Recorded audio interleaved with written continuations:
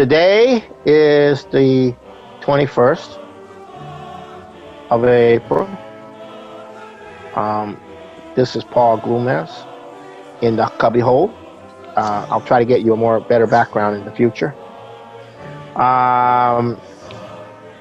And today, this is being brought to you by General Welfare Presents, April 21st, 2020. Well, I'll start off with certain realities, which are not obvious to most people, but they should be. The COVID-19 lockdown, which is a very controversial issue for a lot of people. Should they have locked down? Shouldn't they have locked down? Should they lock down? Should they lock up? You know, it's very controversial because the economy activity declined, and people are saying, well, more people are going to die because of the economic activities decline. But in reality, the economic activity was set to decline anyhow, regardless of the virus, because the whole system was in the process of collapse since September of 2019, when there's been a continuous bailout begun by the Federal Reserve, and it was getting worse and worse and worse and worse, and then bang, this thing hit, right? And it accelerated a process that was already going on.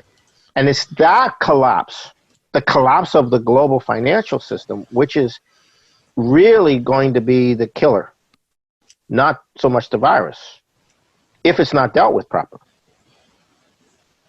Okay? Now, on Saturday, this coming Saturday, the 25th, and 26th, starting at 7 a.m. Pacific time, the Schiller Institute conference of the LaRouche movement will start. And we have 4 panels. We have a strategic panel. We have an economic panel, a science panel, and a cultural panel. And this conference is about creating the new paradigm, preparing the world, preparing the leaders of the world for the new paradigm, because this system is finished. And I'll go into explaining that a little bit. So in the middle of this slowdown of the physical economy, or the activity of the physical economy, people aren't driving their cars, I was spending $250 a month on gas, traveling up and down I-5. And, in 1 month, I've only had to spend $10. That's a big difference. So, so there was this huge oil glut emerging. And on Monday, the oil price collapsed to below zero, something like 37, negative 37. People go, whoa, what is that? And it's back up, I think, to 9 today. But the point is, it wasn't the collapse of the price wasn't the issue. It was the collapse of the derivatives that were connected to the oil price shifts. So now you have all these bankers whose primary profit is the hedge funds, the major bankers, Citibank, Morgan Chase, Deutsche Bank, Hong Kong, Shanghai, whatever they are. They're all coming in to the Federal Reserve to get bailed out in the trillions of dollars. 4 trillion, 5 trillion, 6 trillion. They're going to keep doing it. They're going to keep pumping money in to bail out these banks. It's only money. That's all it is money. What is money worth nowadays? What is their money worth? It's not worth anything. It's all going to create more debt. that has to be rolled over. So it's an infinite process. So it's only money. What's really important? The physical economy. That's what's important. But when you have an entire world, an entire nation, an entire community, an entire humanity enslaved to money, that's a problem. In other words, in a monetary system, you have a society enslaved to money. In a credit system, the society creates credit to do something, to create, to produce. In a monetary system, right, you have to produce to get the money. In a credit system, you get the credit to produce. Okay, so how did we arrive at this situation where we're under a global financial enslavement? Okay, so let me go through that. From the setting up of the Bretton Woods system after World War II to the collapse of the Bretton Woods system in 1971 and the creation of a new system called the floating exchange system in 1973, you had a situation up till 1971 where the dollar had a fixed price towards gold and all the other currencies had a fixed relationship to the dollar. 70% of world trade in and out of dollars were from the US to other nations. 70% of trade, 70% of the transactions denominated between dollars and other currencies were for trade. So you didn't have all these dollars out there. Well, you started to get those dollars out there in the 60s with the offshore jurisdiction. But you still had the dollar was not an international dollar. It had not completely become an international dollar.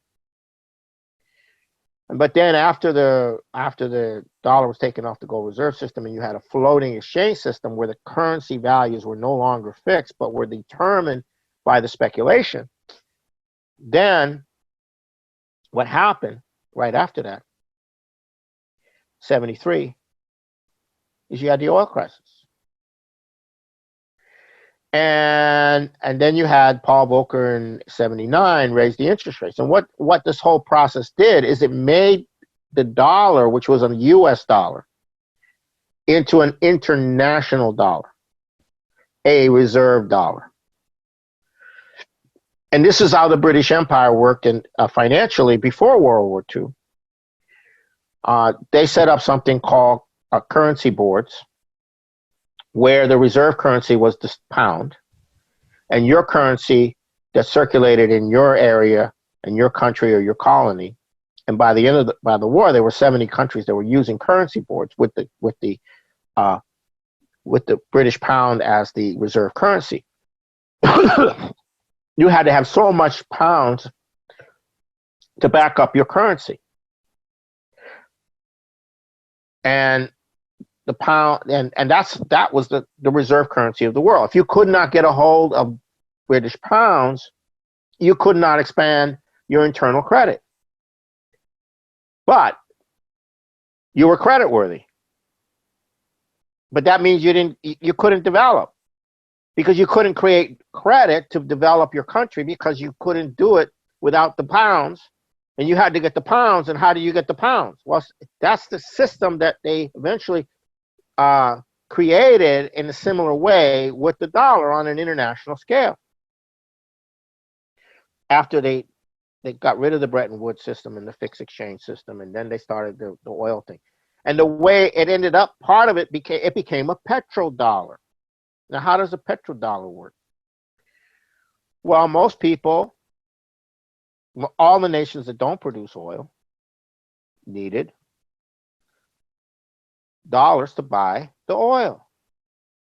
So if you weren't a major producer of oil, you got to have dollars, right? How are you going to get the dollars? Well, you have to figure it out. You have to do this, you have to do that. See what I'm saying? You're enslaved. Your country's a slave, and you can't issue credit internally in your own country because your currency it wouldn't work because it's floating against the dollar, and they could dump your dollar and they could dump your currency relative to the dollar for speculation, and that's how George Soros became the master speculator, and everybody followed in the 70s and 80s and 90s. Okay, so that's very important to understand. Also, you need oil. China needs oil. India needs the oil. Japan needs the oil. Also, you have your currency. Well, how do you protect your currency? Well, you have to have dollars to keep the, because what happens when your currency goes up? Your exports become more expensive. So speculators can speculate on your currency, drive it up, and your exports become more expensive. Well, you want to use your dollars to intervene that you have in the reserve, that is your national bank or your central bank or whatever, the bank of the country. So you got to accumulate dollars. Russia, under Putin, did not implement the policies that he would have normally implemented normally. He had to implement a policy of selling oil to create a fund, a sovereign fund, to protect the ruble, to protect Russia. He had to do that, and to pay off the debts of the previous governments, because otherwise he would have been crushed. So you're getting screwed. Everybody's getting screwed. Now, oh, you need dollar reserve. Well, let's set up a little factory here. We'll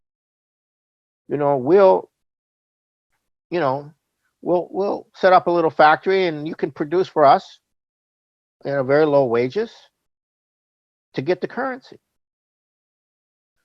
Right? To get the currency. This is what China did for decades. They accumulated all these dollars. What did they do with the dollars? Well, they used it to partly to help develop. But they had to play in the system. And the system was screwing them at the same time they were trying to develop. In the 90s, they set up these policy banks to use internal credit to develop. And now they're using those policy banks to credit internationally. But the Chinese don't want their currency to replace the dollar as a reserve currency. Because then that can, then you got to have yuan to develop, it doesn't work. So everyone knows that the dollar system was coming to an end. So what do they propose? They propose what? A basket of currencies. We create a unit of account, and we'll put all these currencies together and have a basket of currencies represented by a currency. But they want a reserve currency that they can control. And that'll keep you enslaved, because you cannot create money internally. You cannot create without the reserve currency. You can't live without the reserve currency. You can't have oil without the reserve currency. You can't export without the reserve currency. You can't import without the reserve currency. That was the system. And a lot of people got rich, but it didn't help humanity. It didn't help the United States. And then they decided, well, let's have another reserve currency. Let's create the euro, and then bounce the euro off against the dollar and play that game. So they created the euro. Okay. So all of that is coming down. And what happened with the oil is very interesting, because the price of oil collapsed through the floor. So how come the United States has this shale oil, fracking, all this very expensive to produce oil, and for a long time it's been below break even, it's been subsidized? Why? What was the issue there? Well, it was part of so-called energy independence. Why have energy independence? Well, if we're going to go to war with all the and conquer the world, you got to blow up the Middle East. If you blow up the Middle East, you won't be able to get any oil out of the Middle East. So so we have oil and they don't. And who depends on the oil? Middle East oil. India, Southeast Asia, China, Japan. We got them by the short hairs, okay? Got it? You depend on the oil, and we're running this massive terrorist operation, Palestine versus Israel, Shia versus Muslim, Kurds versus Iraq, Turkey, et cetera, et cetera. We're just keeping that pressure on. We have sanctions against Iran. You think Iran's the enemy? Why do you have sanctions on Iran? Because you want to keep the pressure on. Don't you dare change the way things are. We'll blow this place up. We'll start a war. Right. That's the control. That's why we have a military-industrial complex. We don't have a military-industrial complex to defend the United States, to defend our borders, which are not being defended very well. We have a military-industrial complex to project power. So, Syrian weapons of, Iraqi weapons of mass destruction, Syrian this and that, But that's the basic overall picture. However, certain things have occurred. Russia has become a major oil producer, gas producer. That's big. Russia has developed certain weapons that make a war not a very good idea. Russia has developed air defense systems. They didn't spend all this money on carrier fleets and stationing, 800 bases all over the world, 700, I don't know how many.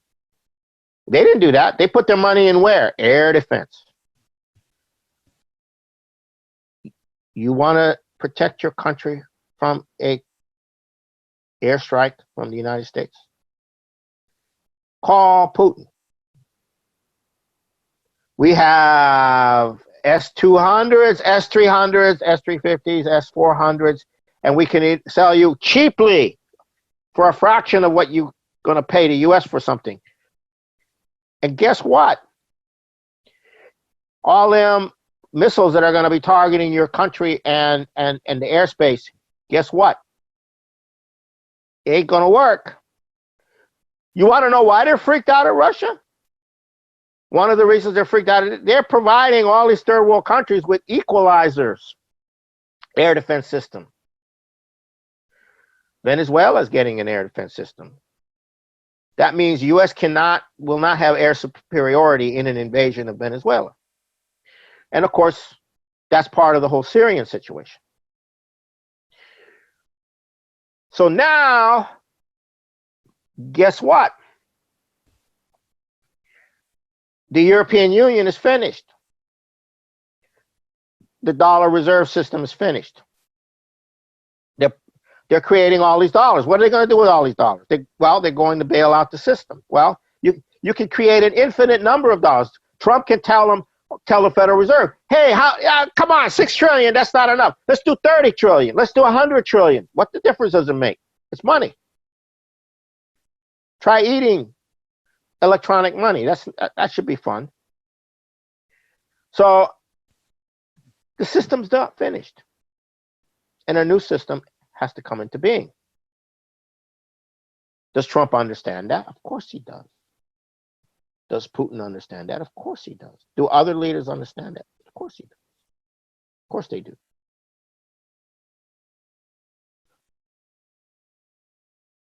And that's the issue. So how is that new system going to come into being? Well, very simple. The two major countries sign a trade deal. They have a dialogue. They have a discussion. China, the U.S. Wouldn't it be nice if we could have trade? Wouldn't it be nice if we could have a system where we all can have a future? Okay. Where we're not under globalization and the quote rules-based order, which is what? The WTO, World Trade Organization, the International Monetary Fund, the World Bank, General Agreement on Trade and Tariffs. Whoa, that's where we are. And that's the world we're coming into now. And that's why this conference is so important, because it puts it all, we're going to have a lot of people there from all over the world. We're going to have people in leading positions from all over the world. And that whole concept is going to come into play. And then you have the question of a global world health issue of getting the capability, the industrial capability to develop a decent health system for the world as a whole. Because this is not going to be the first virus that's going to hit us. I mean, we're due for worse. We haven't been behaving properly as a species with this monetary system screwing everybody. So we're due for some more of this kind of thing, you know, from a natural law standpoint. So we got to get cracking. So that's the situation. We're coming to the end of the system. The question is, it's time for a new system. And the key is Trump and Xi. That's why the British have declared war on China. The Henry Jackson Institute, co-founded by Richard Dearlove of MI6, British intelligence, the sponsor of Christopher Steele, and the Koch brother crowd and others are now mobilizing the U.S. Senate to go after China, blame China. China's the enemy. We got to go to war with China. Got to stop China. We got to, sue them for trillions of dollars for the coronavirus. Right? We got to break the relationship between Trump can't talk to China. He's doing the same thing they did with Russia. So Russia has now become China. Why? Because it's the U.S. and China. They're going to decide what kind are going to initiate the process. It's going to decide how we're going to function in the future. And they don't want that. They don't want to function. They want to collapse. They want nuclear war. They want to destroy the human race. They want to bring the population down. So all the assets of the British Empire are being deployed in the conservative layers. And guess what? Biden has now gone to the right of Donald Trump, saying the problem with Donald Trump is he's too close to China. So even Biden is now doing the anti-China thing. So the anti-China thing is the key now to the whole situation. Not because China can save us, but because the two together by themselves, the two together, the U.S. collaborating with China, it can go way beyond a trade deal. You know, we'll give you so much for this and that, so much for that. No. It's like, hey, how about you setting up manufacturing in the U.S. to produce for building Africa? We got to build, 10 rail corridors in Africa, high-speed rail corridors. How about building high-speed rail in the U.S.? Why don't we do that? Wouldn't it be nice for the U.S. to have high-speed rail? We don't have high-speed rail. So this is the kind of potential that a new Bretton Woods, which is what we're calling for, similar to the old Bretton Woods, except you have a fixed relationship among the currencies. They're tied to gold. And just as a reference point, you don't exchange them for gold. You just tie them to gold so that their value is relative to gold. And then when you want to change the fixed, if it's decided that a nation needs to have an adjustment, then they can adjust it to the gold relationship, but it still remains fixed. It doesn't fluctuate. That would be the perfect world.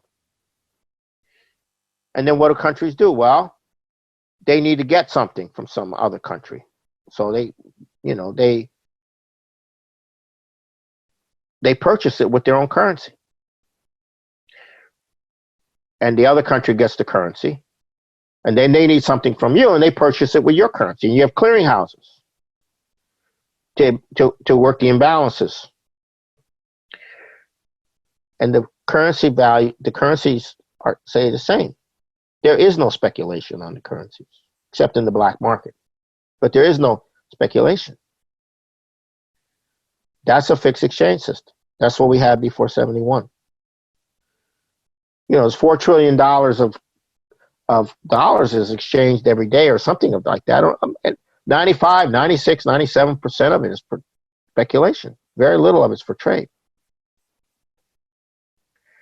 We go from a monetary system to a credit system. Why is it a credit system? Because all these countries can now set up in sovereign credit systems. What is that? You have a national bank or a facility, and you issue debt or you issue currency in local terms to finance your development. You put your people to work. You don't have to go to the IMF or the World Bank or central banks don't work that way. Central banks just increase the money supply. They don't put the money in a productive way. The Federal Reserve doesn't invest in the country. Never has. Franklin Delano Roosevelt had to go around the Federal Reserve with the Reconstruction Finance Corporation to develop the country. So that's what all countries can do. It's not a big deal. It can be done. They can put their people to work with their own currency, with their own credit. And in the credit system, again, what is it? You create the credit for whatever can be done, whatever available resources you have, whatever labor you have, whatever skills you have, whatever you can create, you have credit. And the credit expands as you expand. And that credit has value because there's a physical reality connected to that credit. That's a system of sovereign nations. That's real sovereignty. A central bank is not real sovereignty. A national bank and a credit system is real sovereignty. And it's all in the law and the physical economic laws that you need to follow are those of LaRouche. But the actual first utterance and understanding of this is Alexander Hamilton's 4 reports to the Treasury. It's all there. But they haven't taught Alexander Hamilton for over a century. The founder of our economy is not permissible to be taught in our schools. And we're supposed to, and we're not an occupied country if we don't even know how our nation was created, how our nation was built. We're an occupied country, British occupied country.